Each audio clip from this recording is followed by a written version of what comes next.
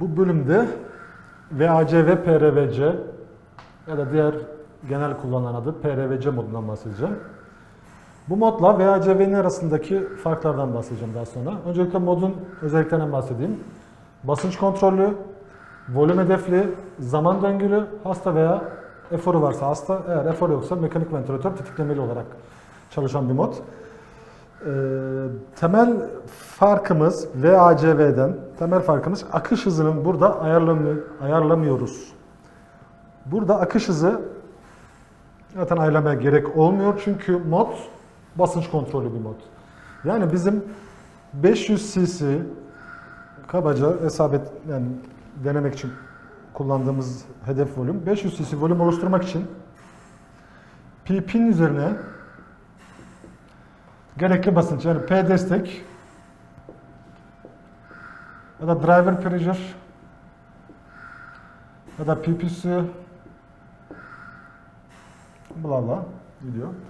Buradaki gerekli basınç farkını yani 500 cc oluşturmak için gerekli basınç farkını bu modda mekanik ventilatör otomatik olarak hesap ediyor. Yani bunu şöyle yapalım aslında daha doğru olur. Ve P peak ya da P inspirium ya da P totalis. Bunların hepsi aynı anlama geliyor. Yani bizim 500 cc volüm oluşturmak için PP üzerine gerekli basıncı mekanik ventilatör otomatik olarak ayarlıyor ve P total değerine ulaşıyor. Mesela bu örnekte PTP 27. Bunu mesela 275 alalım.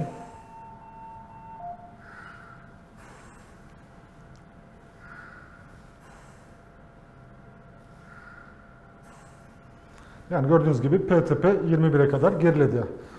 Bu modda diğer bir kullanıcıya sağlanan bir kolaylık daha yeni versiyon ile birlikte geldi.